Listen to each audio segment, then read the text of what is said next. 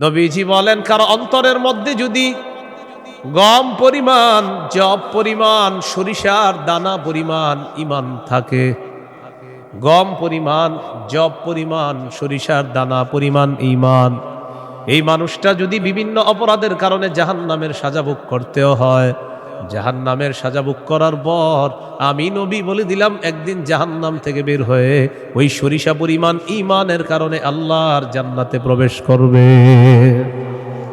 খাঁটি ঈমান, বিশুদ্ধ ঈমান। দোকানের শাটারটা লাগাইতেছেন, অর্ধেক শাটার আপনি নিছেন, মুয়াজ্জিন মসজিদের মধ্যে বলে কদ কামাতিস সালাহ, কদ কামাতিস সালাহ, নামাজ দাঁড়ায় গেছে, নামাজ দাঁড়িয়ে গেছে। এই টাইমে কাস্টমার এসে কয় 10,000 টাকার সদায় লাগবে, টেনশনে পড়ে গেলেন, নামাজ 10,000, নামাজ 10,000, নামাজ 10,000, পুরাই টেনশনে আছেন। আল্লাহ তাআলা বলেন, সম্পদ যেন তোমাদেরকে আল্লাহর থেকে দূরে সরায় না দেয়। নামাজ দাঁড়িয়ে গেছে, আপনি শাটারও লাগাইতেছেন নামাজে যাওয়ার জন্য, আল্লাহ তাআলা বলেন, এই শোনো, সম্পদ যেন আল্লাহর থেকে দূরে সরায় না দেয়। কাস্টমার কয় 10,000, মুয়াজ্জিন কয় কদ কামাতিস সালাহ, টেনশনে পড়ে গেছে, কি করব? সূরা তাহার 132 নম্বর আয়াতে আল্লাহ বলেন, লা নাসআলুকা রিজকা নাহনু নারযুকুকা, নবী আপনার কাছে আমি রিজিক চাই না, আমি আপনারে রিজিক দেই। পরিবারকে নামাজের কথা বলেন, নিজে নামাজ পড়েন। নামাজের পর আল্লাহ তাআলা রিজিকের কথা কেন বললেন? কারণ রিজিকের টেনশনে মানুষ নামাজ থেকে দূরে থাকে। আল্লাহ বলেন, বান্দা তুমি নামাজে যাও, আমি তোমার থেকে রিজিক চাই না, আমি আল্লাহ তোমাকে রিজিক দিয়ে দেই।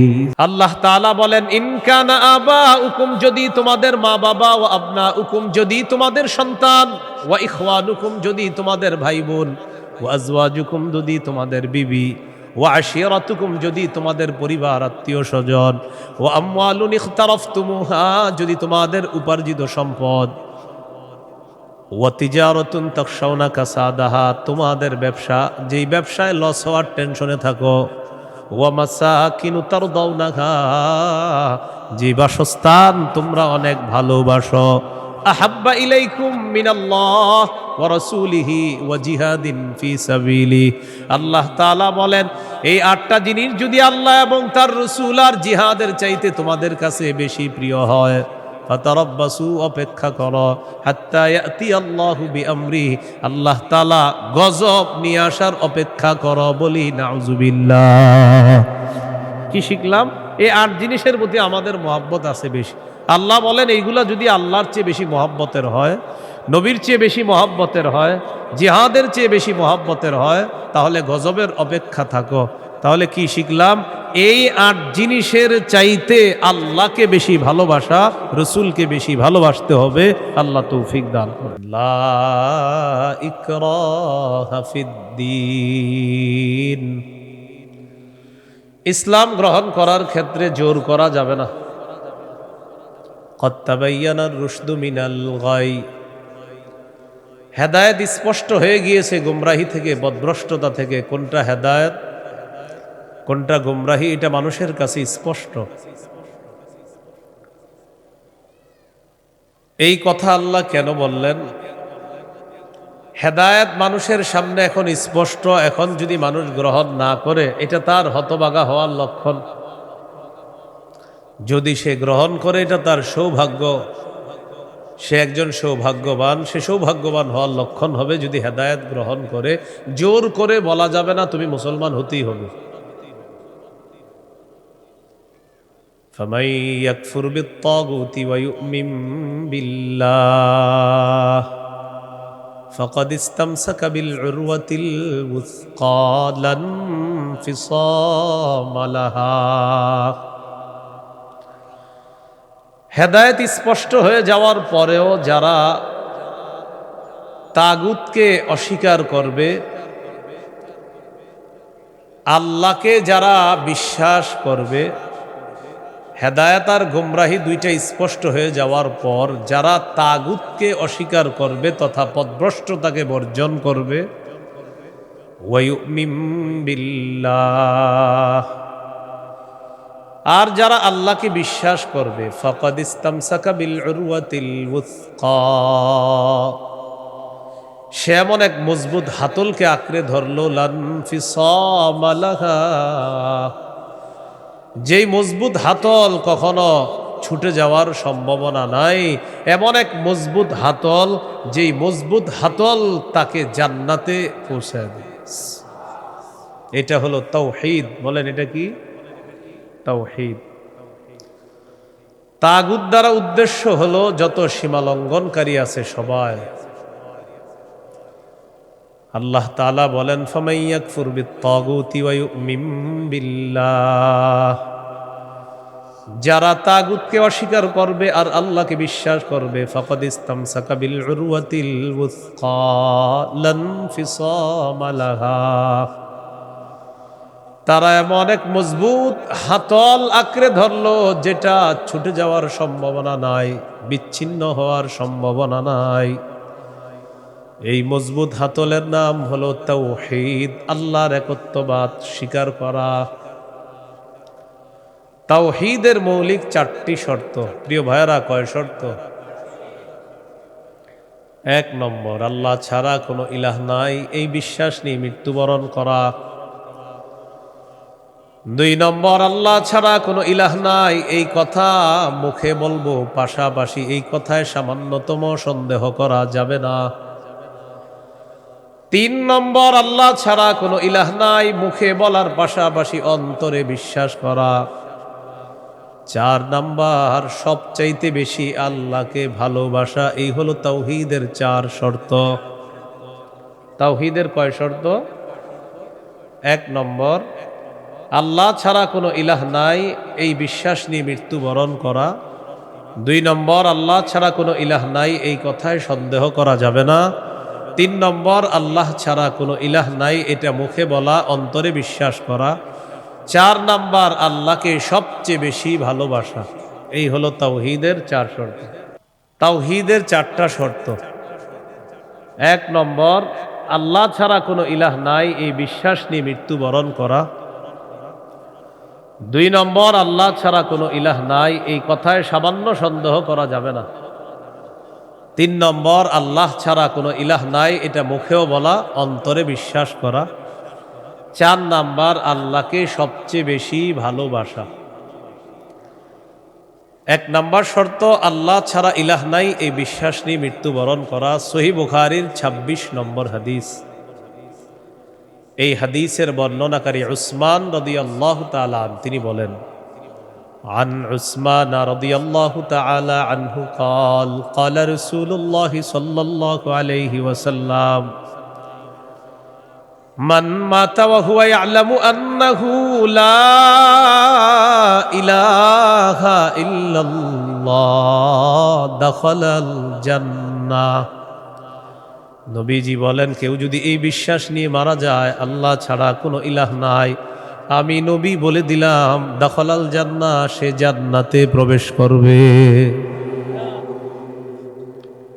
সহিহ বুখারীর বর্ণনা 1237 নম্বর হাদিস, 1237। জিবরিল আমিন নবীর কাছে আসছে, আসার পর বললেন, বাশির উম্মাতাকা আন্নাহু মান মাতা মিন উম্মাতিক লা ইউশরিকু বিল্লাহি শাইআ দাখালাল জান্নাহ। জিবরিল আমিন আসছে, আসার পর বলে, ইয়া রাসূলুল্লাহ, আপনার উম্মতের মধ্যে যারা শিরিক না করে মারা যাবে, আল্লাহ তাআলা আমাকে পাঠিয়েছে আপনাকে বলার জন্য, শিরিক করা ছাড়া যারা মারা যাবে আপনি ওই উম্মতকে জান্নাতে প্রবেশের সুসংবাদ জানায়া দেন। বুঝে আসছেনি সবার? তাহলে 1 নাম্বার, আল্লাহ ছাড়া কোনো ইলাহ নাই এই বিশ্বাস নিয়ে মৃত্যুবরণ করা। একদিন এক ফেরেশতা নবীজির কাছে আসছে। নবীজি সাল্লাল্লাহু আলাইহি সাল্লাম বলেন, আতানি আতিম মির রাব্বি ফাখায়্যারানি বাইনা আইয়ুদখিলা নিসফা উম্মতি আল জান্নাহ ওয়া বাইনা আশ-শাফাআহ। নবী বলেন, একজন ফেরেশতা আমার কাছে আসছে, আসার পর আমাকে 2টি বিষয়ের স্বাধীনতা দিয়েছে যে কোনো একটা গ্রহণ করার জন্য। ফেরেশতা আমাকে বলল, হাবিব, আপনি যদি চান আপনার অর্ধেক উম্মত আপনি জান্নাতে নিতে পারবেন, আর যদি চান আপনি সুপারিশ করতে পারবেন, তবে 2টি গ্রহণ করা আপনার জন্য এই সুযোগ আপনি পাবেন না, যে কোনো একটি গ্রহণ করতে হবে। হয়তো অর্ধেক উম্মত জান্নাতে নিবেন, না হয় আপনি সুপারিশ গ্রহণ করবেন। আমাদের নবী বলেন ইখতারতুশ শাফাআ, আমি সুপারিশ করাটাই আল্লাহর থেকে গ্রহণ করে নিলাম। বলেন তবে, বলেন সবাই বলেন তবে। এই সুপারিশ শুধু তারাই পাবে যারা শিরিক করবে না। নবীজি বলেন ওয়াহিয়া লিমান লা ইউশরিকু বিল্লাহি শাইআ, আমার সুপারিশ শুধু তারাই পাবে যারা আল্লাহর সাথে শিরিক করবে না, তারাই শুধু আমার সুপারিশ পাবে, অন্যরা কিন্তু আমার সুপারিশ পাবে না। সহিহ বুখারীর বর্ণনা ৯৯ নম্বর হাদিসে আল্লাহর নবীর সাহাবী আবু হুরায়রা রাদিয়াল্লাহু তাআলা আন নবীকে প্রশ্ন করলেন, মান আসআদুন নাসি বিশাফাআতিকা ইয়াউমাল কিয়ামাতি ইয়া রাসূলুল্লাহ। হুজুর, কিয়ামতের ময়দানে আপনার সুপারিশের মাধ্যমে কোন ব্যক্তি সবচেয়ে সৌভাগ্যবান হবে আমাকে একটু বলেন। নবীজি বললেন, আবু হুরায়রা, আমি জানতাম তোমার আগে এই প্রশ্ন আমাকে কেউ করবে না। লিমা রাআইতু মিন হিরসিকা আলাল ইলম, ইলমের প্রতি তোমার যে আগ্রহ, বিদ্যার প্রতি তোমার যে আগ্রহ, আমি জানতাম তোমার আগে এই প্রশ্ন আমাকে কেউ করবে না, তুমি যে প্রশ্নটা করছো। তো যেহেতু তুমি প্রশ্নটা করেই ফেলছো, উত্তরটা নাও। আসাদুন নাসি বিশাফাআতি ইয়াউমাল কিয়ামাতি মান ক্বালা লা ইলাহা ইল্লাল্লাহ খালিসাম মিন কিবালি নাফসি। কোন ব্যক্তি যদি দিল থেকে বলে লা ইলাহা ইল্লাল্লাহ আর এই বিশ্বাস নিয়ে যদি মারা যায়, কিয়ামতের ময়দানে আমার সুপারিশের মাধ্যমে এই ব্যক্তি সবচাইতে সৌভাগ্যবান বান্দা হয়ে যাবে। কি শিখলাম বলেন? লা ইলাহা ইল্লাল্লাহ। তিরমিজির বর্ণনা ৩৫৯২ নম্বর হাদিস। ক্বালা রাসূলুল্লাহ সাল্লাল্লাহু আলাইহি ওয়াসাল্লাম, মা আবদুন ক্বালা লা ইলাহা ইল্লাল্লাহ মুখলিসান কাত্তু ইল্লা ফুতিহাত লাহু আবওয়াবুস সামাই হাত্তা তুফজিয়া ইলাল আরশ। নবীজি বলেন, কোন বান্দা যদি একবার ইখলাসের সাথে লা ইলাহা ইল্লাল্লাহ পাঠ করে, আল্লাহর আসমানের সবগুলা দরজা খুলে দেওয়া হয়, তার লা ইলাহা ইল্লাল্লাহ যেন আরশ পর্যন্ত পৌঁছে যায়। তাওহীদের কয় শর্ত বুঝলেন? কয় শর্ত? ১ নম্বর, আল্লাহ ছাড়া ইলাহ নাই, এই বিশ্বাস নিয়ে মরতে হবে। ২ নম্বর, আল্লাহ ছাড়া কোনো ইলাহ নাই, এই কথায় সামান্য সন্দেহ করা যাবে না। সূরা হুজুরাতের ১৫ নম্বর আয়াতে আল্লাহ বলেন, ইন্নামাল মুমিনুনা আল্লাযীনা আমানু বিল্লাহি ওয়া রাসূলিহি সুম্মা লাম ইয়ারতাবু ওয়া জাহাদু বিআমওয়ালিহিম ওয়া আনফুসিহিম ফী সাবিলিল্লাহ উলাইকা হুমুস সাদিকুন। আল্লাহ তাআলা বলেন, প্রকৃত ঈমানদার হলো তারা যারা আল্লাহকে বিশ্বাস করে, রাসূলকে বিশ্বাস করে, সামান্য সন্দেহ করে না। ওয়া জাহাদু বিআমওয়ালিহিম ওয়া আনফুসিহিম ফী সাবিলিল্লাহ, যারা নিজেদের জান-মাল নিয়ে আল্লাহর রাস্তায় লড়াই করে। আল্লাহ বলেন, উলাইকা হুমুস সাদিকুন, আমি আল্লাহ তাদেরকে কোরআনে খাঁটি সত্যবাদী বলে ঘোষণা করলাম। এরা খাঁটি সত্যবাদী, আল্লাহকে বিশ্বাস করে, রাসূলকে বিশ্বাস করে, একটু সন্দেহ করে না। ৩ নম্বর শর্ত, লা ইলাহা ইল্লাল্লাহ, আমি মুখে উচ্চারণ করলাম আল্লাহ ছাড়া কোনো ইলাহ নাই, অন্তরেও বিশ্বাস করা। মুখে বললাম আল্লাহ ছাড়া কোনো ইলাহ নাই, অন্তরে যদি ঝামেলা থাকে, এটা হবে মুনাফিক মার্কা শয়তান, নেফাকি হবে। এটা কি হবে বলেন তো? সবাই বলেন কি হবে? নেফাকি হবে। মুখে বলতে হবে, অন্তরেও স্বীকার করতে হবে। সূরাতুল ফাতহির ১১ নম্বর আয়াতে আল্লাহ বলেন, ইয়াকুলুনা বিআলসিনাতিহিম মা লাইসা ফি কুলুবিহিম, তারা তাদের মুখ দিয়ে এমন কথা বলে যা তাদের অন্তরের কথা না। তাহলে বলেন তো তাওহীদের 3 নাম্বার শর্ত, মুখে বললাম একটা আর অন্তরে আরেকটা, শর্ত পূরণ হবে? মুখে যা বলবো অন্তরেও তা যদি হয়, এটা 3 নাম্বার শর্ত পূরণ হবে। অন্তরে যদি ঈমান সরিষার দানা পরিমাণও হয়, একদিন জান্নাতে যাবে। সহিহ বুখারীর 44 নম্বর হাদিস, قال رسول الله صلى الله عليه وسلم يخرج من النار من قال لا إله إلا الله وفي قلبه وزن شعيرة من خير وفي قلبه وزن برة من خير وفي قلبه وزن ذرة من خير। নবীজি বলেন, কারো অন্তরের মধ্যে যদি গম পরিমাণ, জব পরিমাণ, সরিষার দানা পরিমাণ ঈমান থাকে, গম পরিমাণ, জব পরিমাণ, সরিষার দানা পরিমাণ ঈমান, এই মানুষটা যদি বিভিন্ন অপরাধের কারণে জাহান্নামের সাজা ভোগ করতেও হয়, জাহান্নামের সাজা ভোগ করার পর আমি নবী বলে দিলাম, একদিন জাহান্নাম থেকে বের হয়ে ওই সরিষা পরিমাণ ঈমানের কারণে আল্লাহর জান্নাতে প্রবেশ করবে। খাঁটি ঈমান, বিশুদ্ধ ঈমান, এটার মধ্যে কোনো ঝামেলা করা যাবে না। আল্লাহ কথাগুলা বুঝার তৌফিক দান করেন। 4 নাম্বার শর্ত, সবচেয়ে বেশি আল্লাহকে ভালোবাসা। বলেন কাকে ভালোবাসা? সবাই আমার সাথে বলেন, সাধারণত বলেন। আমরা 8টি জিনিসকে বেশি ভালোবাসি। 8 জিনিসের প্রতি আমাদের মহাব্বত খুব বেশি। এই 8 জিনিসের চাইতেও আল্লাহকে, রসুলকে বেশি ভালোবাসতে হবে।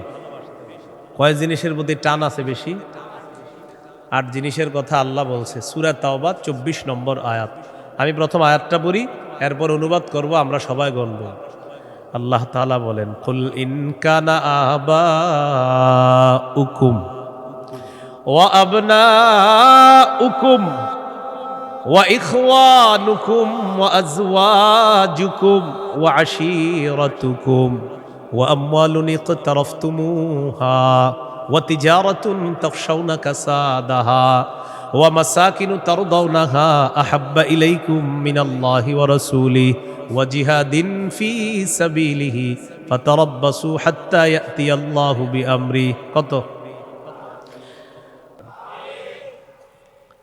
এখানে কয় জিনিসের ভালোবাসার কথা হলো? 8 জিনিসের ভালোবাসার কথা।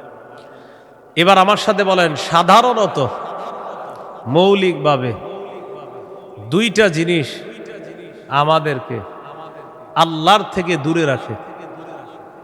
1 সম্পদ, 2 সন্তান। এই 2টা মৌলিকভাবে আমাদেরকে খালি আল্লাহর থেকে গাফেল করে দেয়। সূরা মুনাফিকুনের 9 নম্বর আয়াতে আল্লাহ বলেন, ইয়া আইয়ুহাল্লাযীনা আমানু লা তুলহিকুম আমওয়ালুকুম ওয়ালা আওলাদুকুম আন যিকরিল্লাহ। আল্লাহ তাআলা বলেন, হে ঈমানদারগণ, লা তুলহিকুম আমওয়ালুকুম ওয়ালা আওলাদুকুম, তোমাদের সম্পদ, তোমাদের সন্তান তোমাদেরকে যেন গাফেল করে না দেয়, আন যিকরিল্লাহ, আল্লাহর স্মরণ থেকে যেন গাফেল করে না দেয়। দোকানের শাটারটা লাগাইতেছেন, অর্ধেক শাটার আপনি নিছেন, মুয়াজ্জিন মসজিদের মধ্যে বলে কদ কামাতিস সালাহ, কদ কামাতিস সালাহ, নামাজ দাঁড়ায় গেছে, নামাজ দাঁড়িয়ে গেছে। এই টাইমে কাস্টমার এসে কয় 10,000 টাকার সদায় লাগবে। টেনশনে পড়ে গেলেন, নামাজ 10,000, নামাজ 10,000, নামাজ 10,000, পুরাই টেনশনে আছে। আল্লাহ তাআলা বলেন, সম্পদ যেন তোমাদেরকে আল্লাহর থেকে দূরে সরায় না দেয়। নামাজ দাঁড়িয়ে গেছে, আপনি শাটারও লাগাইতেছেন নামাজে যাওয়ার জন্য, আল্লাহ তাআলা বলেন, এই শোনো, সম্পদ যেন আল্লাহর থেকে দূরে সরায় না দেয়। কাস্টমার কয় 10,000, মুয়াজ্জিন কয় কদ কামাতিস সালাহ, টেনশনে পড়ে গেছে, কি করব? সূরা তাহার 132 নম্বর আয়াতে আল্লাহ বলেন, লা নাসআলুকা রিজকা নাহনু নারযুকুকা নবী আপনার কাছে আমি রিজিক চাই না, আমি আপনারে রিজিক দেই। পরিবারকে নামাজের কথা বলেন, নিজে নামাজ পড়েন। নামাজের পর আল্লাহ তাআলা রিজিকের কথা কেন বললেন? কারণ রিজিকের টেনশনে মানুষ নামাজ থেকে দূরে থাকে। আল্লাহ বলেন, বান্দা তুমি নামাজে যাও, আমি তোমার থেকে রিজিক চাই না, আমি আল্লাহ তোমাকে রিজিক দিয়ে দেই। সম্পদ আল্লাহর থেকে দূরে রাখে। আর হলো সন্তান, সারাদিন কান্নাকাটি করে না। যেই জোহর নামাজে রওনা করবেন ওই টাইমে কয় আমি চিপস খাবো। সারাদিন কানবে না। যখন নামাজে যাবেন তখন এর দুনিয়ার যত কিছু আছে সব খাইতে মন চায়। ইবলিস এসে খোঁচায়, কয়টা কয়টা কয়টা। আপনি তখন বুদ্ধি করে কি করবেন? ওইটারে প্যাম্পাস পরায়া মসজিদের এক কোনায় নিয়ে বসায় থাকবেন। বসে থাকেন, বসে থাকেন, বুঝেন নাই? আর ইবলিস রে বলবেন, ইবলিস তুমি যেই ঝামেলাটা আমার সাথে ডেলি নামাজের সময় ঝামেলা করে কাজ হবে না। কারণ নামাজের সময় তুই যতবার আমার সন্তানরে খোঁচাবি, ওরে ততবার কাঁধে করে মসজিদে নিয়ে যাবো। প্যাম্পাস পরায় ওটারও নিয়ে যাবেন মসজিদে, নিয়ে পাশে বসায় রাখবেন। ইবলিস বুঝা ফেলবে, না এরে খোঁচায় লাভ না, এরে খোঁচাইলে দেখি সন্তানও নামাজি বানায় ফেলবে। সুবহানাল্লাহ।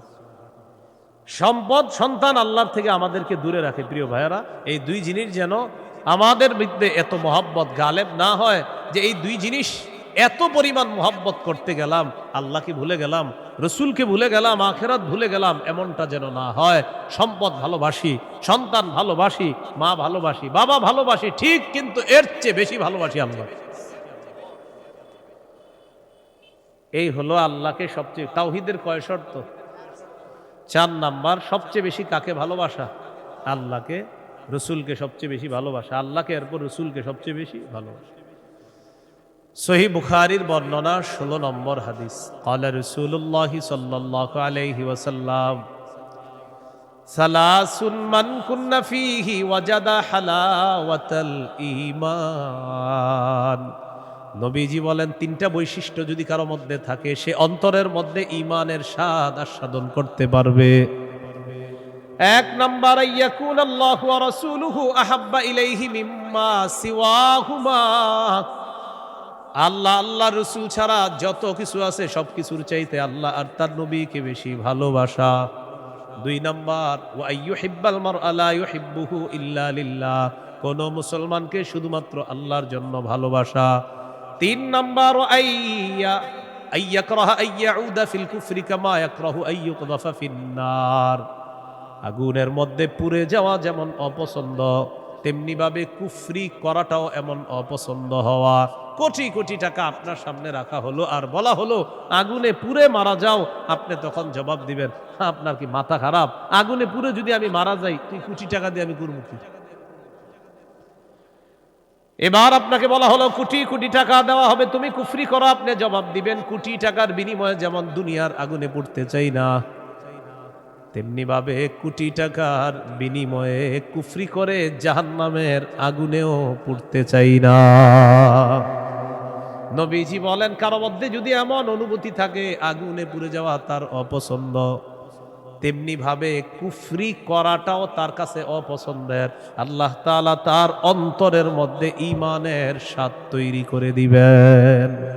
ঈমানের স্বাদ দিবেন। তো এই 3টার মধ্যে একটা হলো আল্লাহকে বেশি ভালোবাসা। বলেন তো তাওহীদের কয় শর্ত? 1 নম্বর, আল্লাহ ছাড়া কোনো ইলাহ নাই, এই বিশ্বাস নিয়ে মৃত্যুবরণ করা। 2 নাম্বার, আল্লাহ ছাড়া কোনো ইলাহ নাই, এটার মধ্যে একটুও সন্দেহ করা যাবে না। 3 নাম্বার, আল্লাহ ছাড়া কোনো ইলাহ নাই, এটা মুখে বলা, অন্তরে স্বীকার করা, বিশ্বাস করা। 4 নাম্বার, আল্লাহকে সবচেয়ে বেশি ভালোবাসা। এই 4 শর্ত পূরণ করে আমরা যেন কবরে যেতে পারি, আল্লাহ তাআলা তৌফিক দান করেন। এরপরে আল্লাহ বলেন, ওয়াল্লাহু সামিউন আলিম, আল্লাহ সর্বশ্রোতা, সর্বজ্ঞানী। এটা হলো সূরা বাকারার 256 নম্বর আয়াত। এখন আপনাদেরকে 56 নম্বর আয়াত থেকে জিজ্ঞাসা করতে চাই, একটা হলো তাগুতের দল আর একটা হলো আল্লাহর দল। দুনিয়াতে মৌলিকভাবে মানুষের দল 2টা, একটা হলো হিজবুল্লাহ, আল্লাহর দল, আর একটা হিজবুশ শয়তান, শয়তানের দল। এই 2 দল মৌলিকভাবে মানুষের মধ্যে সূরা মুজাদালায় 2 দলের কথা আছে। তো এই 2 দল এই দুই দলের মধ্যে আমরা কার দলে থাকবো? আল্লাহর দলে না শয়তানের দলে? আল্লাহর দলে আমরা যারা থাকবো, আল্লাহ আমাদের অভিভাবক হয়ে যাবে। এই কথাটা আল্লাহ সূরা বাকারার 257 নম্বর আয়াতে বলতেছে। মন দিয়ে শুনেন কি বল। আল্লাহু ওয়ালিয়্যুল্লাযীনা আমানু, যারা ঈমানদার তাদের অভিভাবক আল্লাহ। সুবহানাল্লাহ। আপনারা মাঝে মাঝে এমনি দোয়া করতে পারেন না, আল্লাহ আপনি আমার অভিভাবক, আল্লাহ আপনি অভিভাবক। আল্লাহ সূরা বাকারার 257 নম্বর আয়াতে বলছেন আপনি আমার অভিভাবক। আল্লাহ আমি তো সমস্যায় আছি, আমারে সমাধান করে দাও। এইভাবে বলতে হবে। আল্লাহ আপনি বলছেন আপনি আমার অভিভাবক, আল্লাহ আপনি আমার সমস্যা সমাধান করে দেন। এইভাবে আল্লাহকে বলতে হবে। আল্লাহু ওয়ালিয়্যুল্লাযীনা আমানু, আল্লাহ বলেন যারা ঈমানদার তাদের অভিভাবক হলেন আল্লাহ। ইউখরিজুহুম মিনাজ যুলুমাতি ইলান নূর, আল্লাহ তাআলা অভিভাবক ঈমানদারদেরকে অন্ধকার থেকে বের করে আলোর দিকে আল্লাহ তাআলা নিয়ে যায়। ওয়াল্লাযীনা কাফারু আউলিয়াউহুমুত তাগুত, আর যারা কাফের তাদের অভিভাবক হলো শয়তান। বলেন তো ঈমানদারের অভিভাবক কে? কাফেরের অভিভাবক কে? উলাইকা আসহাবুন নারি হুম ফিহা খালিদুন। আল্লাহ বলেন যারা তাগুতের অনুসারী তারা চিরস্থায়ীভাবে জাহান্নামে থাকবে। বলি নাউজুবিল্লাহ। তাগুত বলা হয় যত সীমা লঙ্ঘনকারী আছে, জালেম, সব তাগুত। এই তাগুত এটা পুরুষ হোক আর মহিলা হোক, এই তাগুত যারা এরা জালেম অথবা জালেমা, সব তাগুত। তবে কষ্টের বিষয় আর দুঃখের বিষয়, আমরা বারবার এক তাগুত ছেড়ে আরেক তাগুতকে ধরি। এক তাগুত ছেড়ে আরেক তাগুতকে কি করি?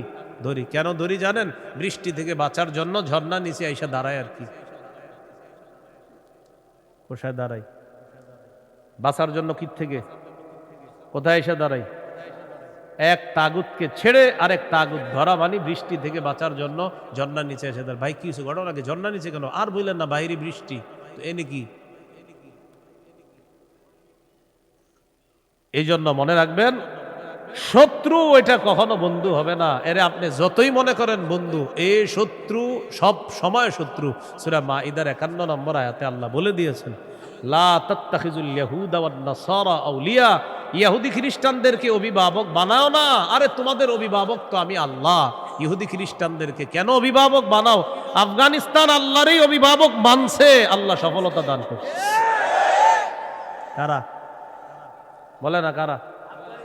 3 বছর আগে কেউ গনে না, এখন আফগানিস্তান কাউরে গনে না। 3 বছর আগে কেউ গনতে চায় নাই যে না এদের কি সমর্থন দিব। এখন আফগানিস্তান বলে কি টাইম নেই, টাইম নেই।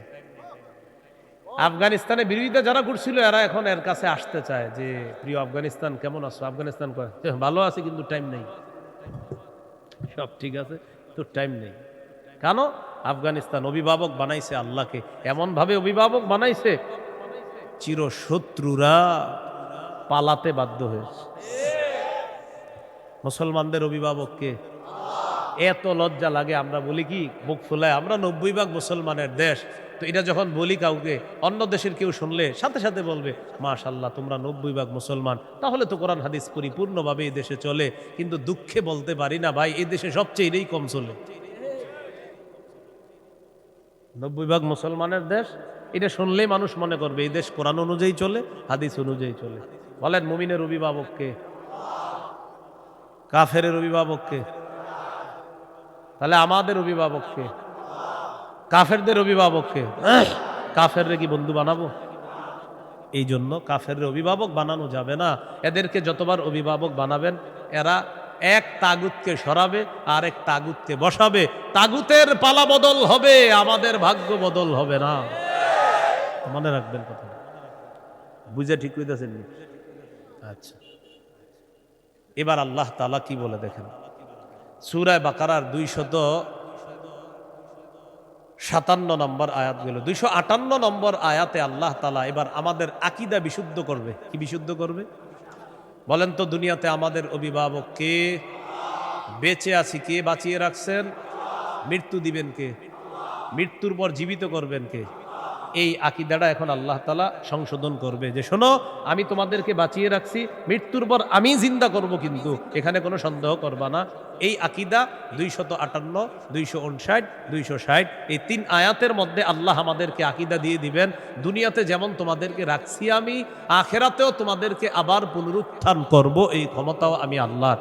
সূরা বাকারা 258, 259, 260।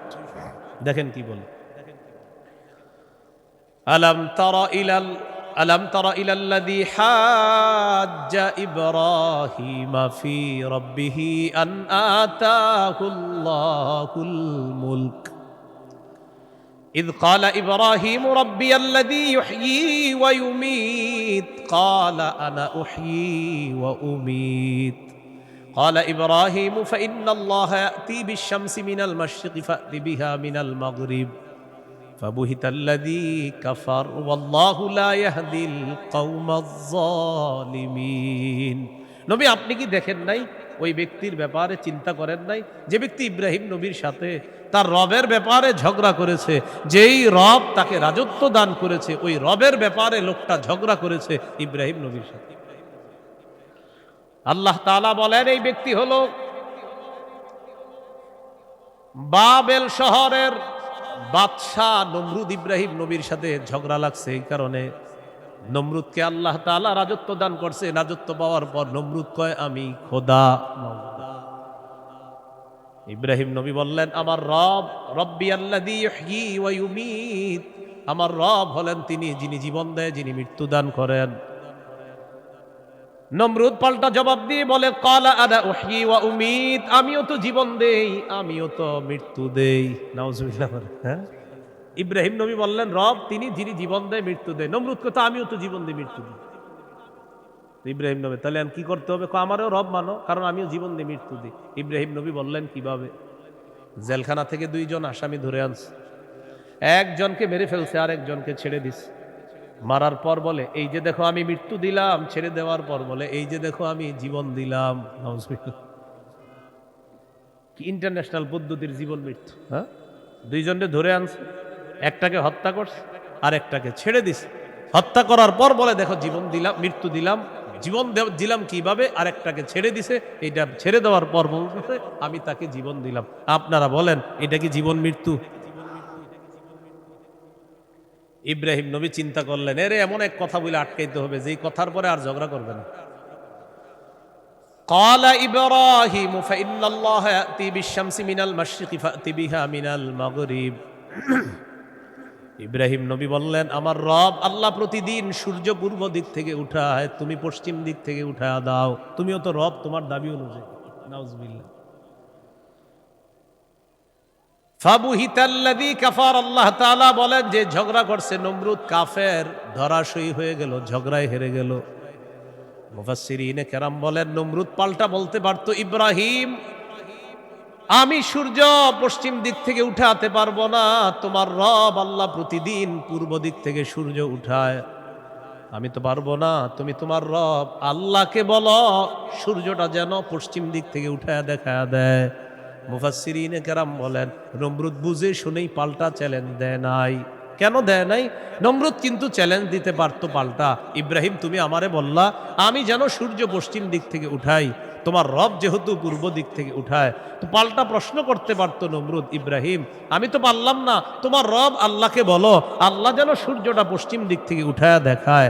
মুফাসসিরিনে কেরাম বলে নমরুদ এটা বুঝে শুনেই পাল্টা প্রশ্ন করে নাই, কারণ নমরুদ জানে এই প্রশ্ন করলে ইব্রাহিম চ্যালেঞ্জ গ্রহণ করবে, আল্লাহকে বলবে আল্লাহ সাথে সাথে সূর্য পশ্চিম দিক থেকে উঠায় দেখায়। আর এটা যদি করে ফেলে নমরুদের দল ছোট হয়ে যাবে, হালকা হয়ে যাবে। এই জন্য নমরুদ আর পাল্টা চ্যালেঞ্জ দেয় নাই। বলেন তো নমরুদকে রাজত্ব দিয়েছিল কে? দেওয়ার পর বলে আমি খোদা। কি বলে? আমি খোদা। এই জন্য প্রিয় ভাইয়েরা সামনের দিকে যাদেরকে আমরা শাসন ক্ষমতায় বসাবো, যাদেরকে আমরা দায়িত্ব দিব, বুঝে শুনে দায়িত্ব দিতে হবে। কি শুনে? বলেন আমার সাথে প্রতিদিন 2 রাকাত অতিরিক্ত নফল নামাজ পড়ব, পড়ার পর 3টা দোয়া করব।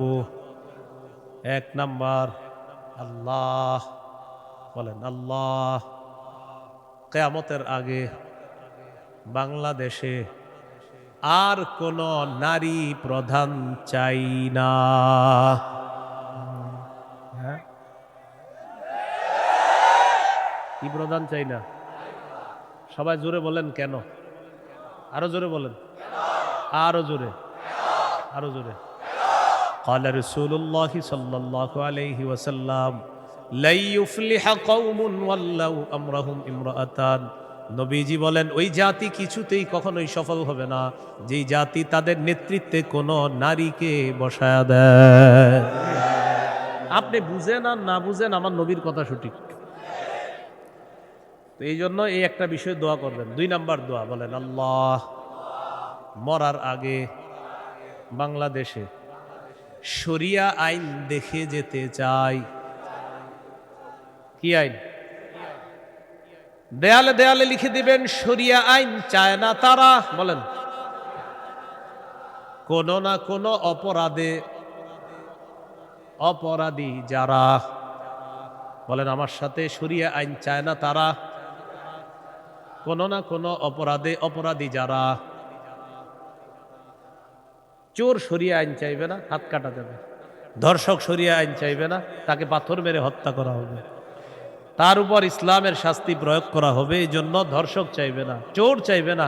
আমাদের দেশে যদি আসলে শরিয়া আইন চালু হয়, বিগত দিনের শুধু চুরির বিচার করতে করতে সুপ্রিম কোর্ট, হাইকোর্টের বিচারপতিরা ক্লান্ত হয়ে যাবে।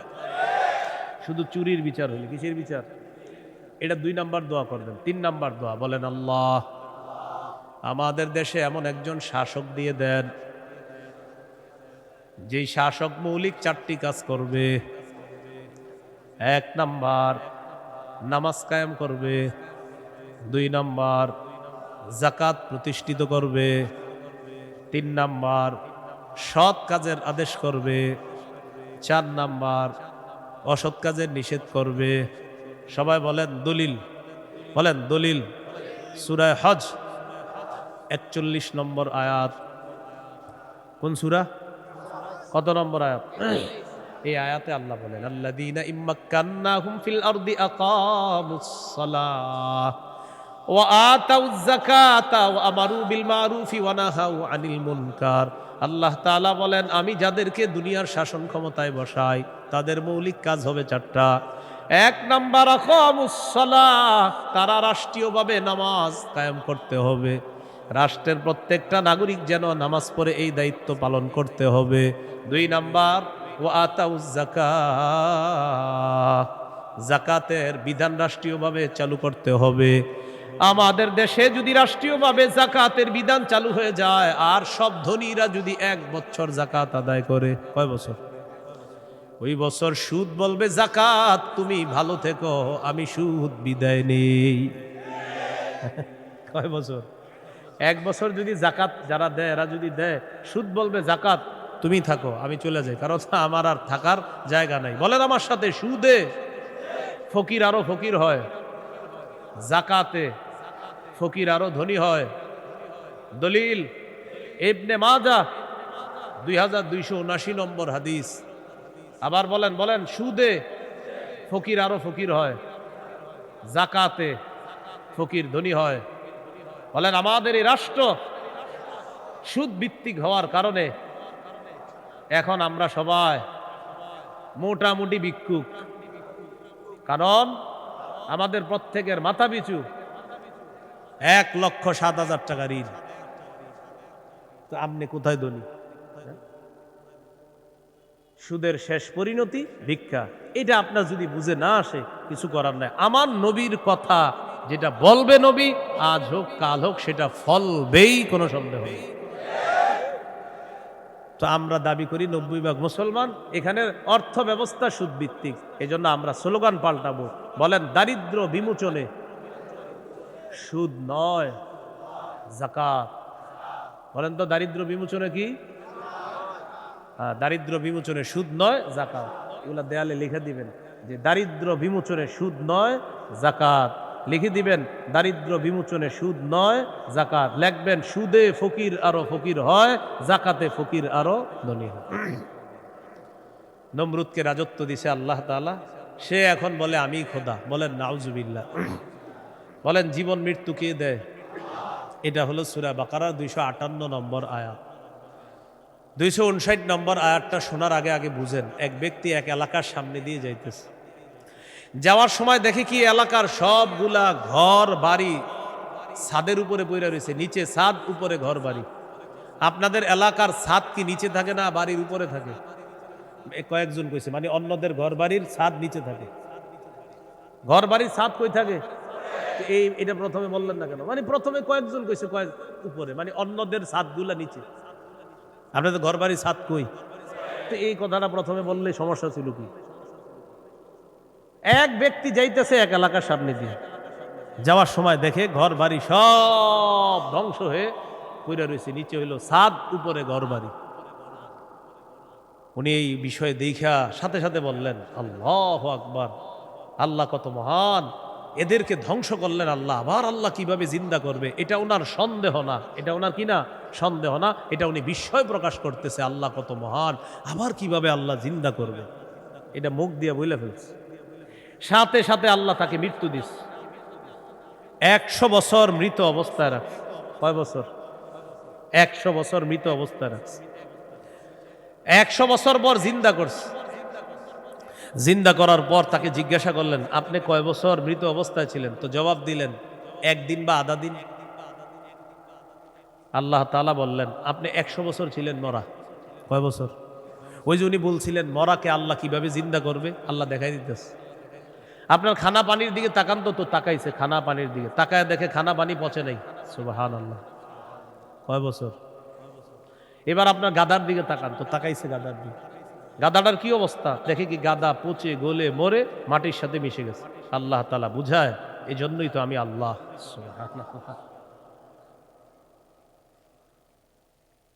এবার আল্লাহ তাআলা বললেন দেখেন গাদার অস্থিগুলা মাটির সাথে মিশে গেছে, আমি এগুলারে উঠাই। তো হাড্ডি উঠাইছে, উঠানোর পর এটার উপরে আল্লাহ গোস্তের প্রলেপ দিয়ে এটার মধ্যে প্রাণ সঞ্চার করে আবার গাদা জিন্দা করে দিচ্ছে। বলেন মৃতকে জিন্দা করে কে? এই কথাটাই আল্লাহ তাআলা বলেন আউকাল্লাযী মাররা আলা ক্বরিয়াতি ওয়া হিয়া খাবিয়াতুন আলা উরুশিহা। অথবা নবী আপনি কি ওই ব্যক্তির ব্যাপারে চিন্তা করেন নাই যে ব্যক্তি এক এলাকার সামনে দিয়ে গেছে, যাওয়ার সময় দেখে এলাকার সবগুলা ঘর বাড়ি ছাদের উপর পড়া, এর মানে ঘর বাড়িগুলা সব ধ্বংস। ক্বালা আন্না ইউহয়ী হাযিহিল্লাহু বা'দা মাউতিহা। তখন তিনি বললেন আল্লাহ তাআলা কিভাবে তাদেরকে মৃত্যুর পর আবার পুনরায় জিন্দা করবেন। ফাআমাতাহুল্লাহু মিআতা আমিন, আল্লাহ তাআলা তাকে 100 বছরের জন্য মৃত্যু দিলেন। সুম্মা বাআসা, আবার তাকে জিন্দা করলেন। করার পর আল্লাহ বললেন ক্বালা কাম লাবিস্তা, কতদিন আপনি এইভাবে মৃত অবস্থায় কাটিয়েছেন? তিনি জবাব দিলেন লাবিস্তু ইয়াউমান আও বা'দা ইয়াউম, একদিন বা আধা দিন আমি মৃত অবস্থায় ছিলাম। কয়দিন? না আপনারা বলেন আসলে কয় বছর? আল্লাহ তাআলা বলেন ক্বালা বাল লাবিস্তা মিআতা আমিন ফানজুর ইলা তাআমিকা ওয়া শারাবিকা লাম ইয়াতাসান্না। আপনি 100 বছর মরা ছিলেন, খানার দিকে তাকান, পানির দিকে তাকান, লাম ইয়াতাসান্না, পচে নাই। সুবহানাল্লাহ। ওয়ানজুর ইলা হিমারিকা, গাদাটার দিকে তাকান, গাদার দিকে তাকাইছে, তাকায় দেখে পচে গলে মাটির সাথে মিশে গেছে। আল্লাহ তাআলা বলেন জানেননি কেন আপনাকে আমি মৃত্যু দিলাম, আবার 100 বছর পর আপনাকে আমি কেন জিন্দা করলাম? ওয়ালিনাজআলাকা আয়াতাল লিন্নাস, আমি আপনাকে দুনিয়ার মানুষের সামনে নিদর্শন হিসাবে রেখে দিলাম যে দেখো আমি আল্লাহ মৃতকে জিন্দা করি, এর দৃষ্টান্ত দুনিয়াতেই দেখায়া দিলাম। কয় বছর মৃত্যু রাখছে, এরপরে আল্লাহ আবার উঠেছে। এবার আল্লাহ বললেন অনজুর ইলাল ইযামি কাইফা নুনশিজুহা, ওই যে আপনার গাদার অস্থিগুলা মাটির সাথে মিশে গেছে, দেখেন কিভাবে আমি উত্থিত করি। সুম্মা নাকসুহা লাহমা, এরপর দেখেন কিভাবে গোস্তের পোশাক হাড্ডিগুলার উপর পড়ায়া দেই। আল্লাহ গোস্তের পোশাক পরায়া প্রাণ সঞ্চার করে গাদা আবার জিন্দা করে। এবার তিনি বললেন, মানে কে? ওই যে যিনি বলছিলেন 100 বছর আগে আল্লাহ কিভাবে জিন্দা করবে, তখন তিনি বললেন ক্বালা আ'লামু আন্নাল্লাহা আলা কুল্লি শাইইন কাদির। আমি বুঝতে পারছি, আমি জানি আল্লাহ সবকিছুর উপর ক্ষমতাবান। বলেন সবকিছুর উপর ক্ষমতাবান কে? 100 বছর মৃত রাইখা আবার জিন্দা করার ক্ষমতা কার? এখন আমি কি আপনাদেরকে বলছি লোকটাকে, এই লোকটাকে বলছি? বলি নাই। এলাকা কোনটা এটাও বলছি? বলি নাই। কোরআনে এলাকার নামও আসে নাই, ওই ব্যক্তির নামও আসে নাই। তবে মুফাসসিরিনে কেরাম বলেন এই ব্যক্তি যে একজন নবী ছিলেন এতে সন্দেহ নেই। উনি একজন কি ছিলেন? নবী ছিলেন, এতে কোনো সন্দেহ নেই। এটা হলো মুফাসসিরিনে কেরামের বক্তব্য। মুআররিখিন যারা আছে ঐতিহাসিকগণ তারা বলেন আগে পরে গবেষণা করলে বোঝা যায় তিনি ছিলেন উজাইর আলাইহিস সালাম। কোন নবী? অথবা বলেন অথবা আরমিয়া আলাইহিস সালাম, এটা একজন নবীর নাম। তাহলে ওই জনপদের সামনে দিয়ে যিনি গিয়েছেন তিনি একজন নবী ছিলেন, এই ব্যাপারটা স্পষ্ট। তবে তিনি কোন নবী ছিলেন, উজাইর নবী না আরমিয়া নবী, এই ব্যাপারে ঐতিহাসিকগণ বলেন তিনি হয়তো উজাইর নবী, না হয় আরমিয়া আলাইহিস সালাতু ওয়াস সালাম। এখন এলাকা এটা কোন এলাকা? ঐতিহাসিকগণ বলেন এলাকাটা বাইতুল মুকাদ্দাসের বুখতে নসর যে এলাকা দখল করেছিল, ওই বুখত নসরের এলাকাটা ইতিহাস গবেষণা করলে বোঝা যায় ওই এলাকাটা আল্লাহ ধ্বংস করার পর তখন ওই নবী এলাকার সামনে দিয়ে গিয়েছিলেন। তাহলে এলাকার নাম সরাসরি কোরআনে নাই, এলাকার নাম সরাসরি হাদিসে নাই, নবীর নাম সরাসরি কোরআনে নাই, নবীর নাম সরাসরি হাদিসে নাই। মুফাসসির এবং ঐতিহাসিকগণ গবেষণা করে বলেন আগা গোড়া এটা গবেষণা করলে বোঝা যায় নবী ছিলেন হযরত উজাইর অথবা আরমিয়া, আর এলাকাটা ছিল বাইতুল মুকাদ্দাস। এই হলো সূরা বাকারার 259 নম্বর আয়াত। সূরা বাকারার 260 নম্বর আয়াত। এই আয়াতেও আল্লাহ আমাদের আকীদা স্বচ্ছ করবে যে দেখো দুনিয়াতে আমি তোমাদেরকে জিন্দা রাখছি, আবার আমি মৃত্যু দিব, আবার তোমাদেরকে পুনরুত্থান করব, এই ক্ষমতা। বিসমিল্লাহির রহমানির রহিম। আল্লাহুম্মা লাকাল হামদু ওয়া লাকাশ শুকর।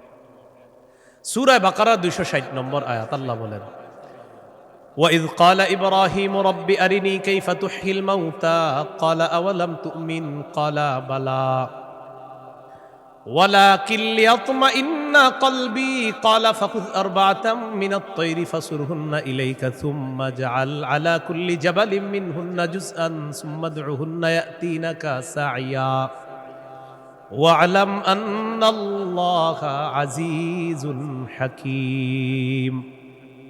স্মরণ করুন ওই সময়কে যখন ইব্রাহিম নবী বললেন রব্বি আরিনি কাইফা তুহিল মাউতা, আল্লাহ আপনি আমাকে দেখান আপনি কিভাবে মৃতকে জিন্দা করেন। আল্লাহ তাআলা বললেন ক্বালা আওয়ালাম তুমিন, ইব্রাহিম আপনি কি বিশ্বাস করেন না?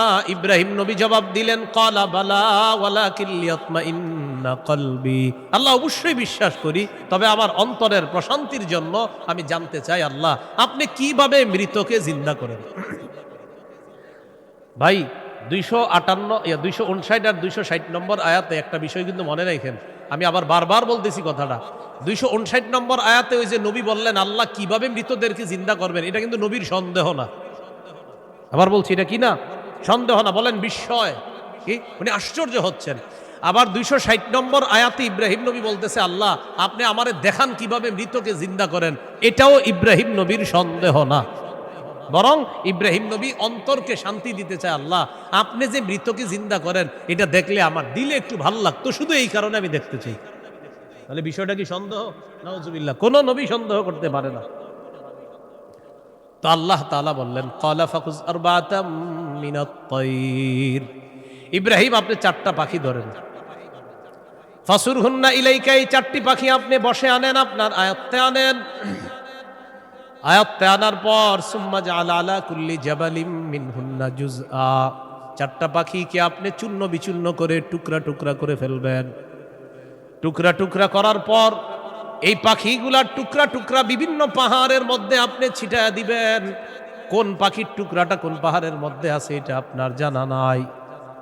এবার আপনি তাদের নাম ধরে আপনি ডাকবেন। আল্লাহ তাআলা বলেন আমার হুকুমে যেই যেই পাখির টুকরাগুলা যেই পাহাড়ের মধ্যে আছে ওই টুকরাগুলা আমি আল্লাহ প্রত্যেক পাহাড় থেকে আলাদা আলাদা করে একত্রিত করে অবিকল ওই পাখির মধ্যে প্রাণ সঞ্চার করে দিব। পাখি আপনার সামনে উঠতে উঠতে উপস্থিত হয়ে যাবে।